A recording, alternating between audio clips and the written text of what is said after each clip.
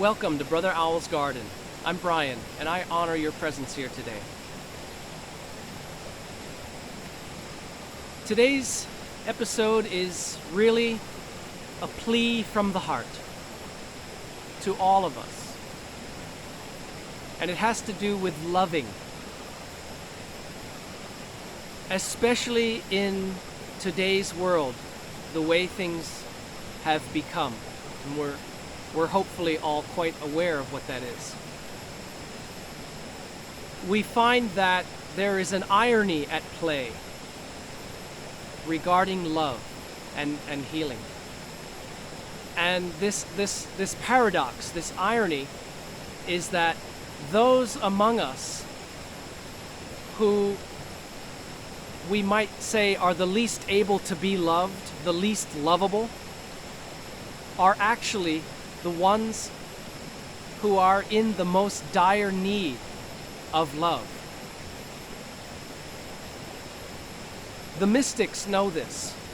The highest ascended amongst us know this.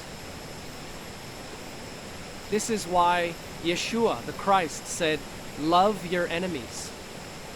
In other words, to those who you would hate the most, or be the most repulsed by, or want to be away from the most, love them. He didn't say like them, but he said love them. Because it breaks the cycle of downward destruction and darkness that all of us are on if we don't stay on the opposite upward spiral of living by a higher code. In other words, if you want to live by the world's standards, then love who loves you, and hate who hates you. And if somebody's going to screw you over, you screw them over first. This is the mantra of the world.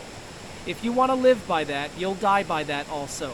If that's what you want to be the theme of your life, then you can go ahead and live by that low code. But you know that you don't want to. Even when you're burned out and tired of people, you know that really that's not how you want to live. You want to live by a higher code.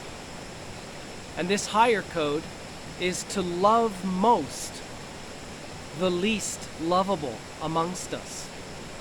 Of course, we're all lovable, but you know what I mean. The most difficult for us to love because of our aversion to them for whatever reasons, that they repulse us or offend us or disgust us. It happens to all of us. We could imagine examples of that. I have probably been that to someone. And if they have looked through that and seen past that to the little spark of divinity that still flickers within me, I bless you and I thank you for that.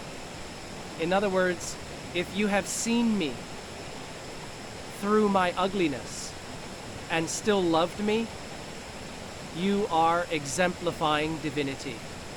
So we must always remember to love most those who are the most unlovable. And another way of looking at it is, those amongst us who most need a hug are the ones least likely to ever get one. And I'll throw one in for the men, for the men's sake. Men generally don't ask for a hug.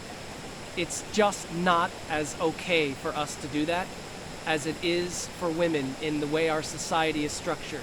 Someday that may be different, but that's not what it is now.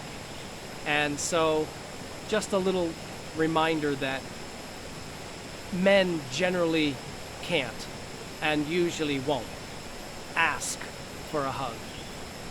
But anytime we sense at least someone we love could use a hug, sometimes that is all the medicine they needed, and by far the best.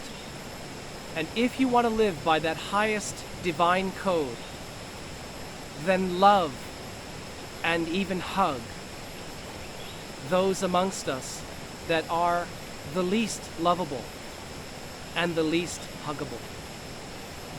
For then you are truly living by the code of divinity.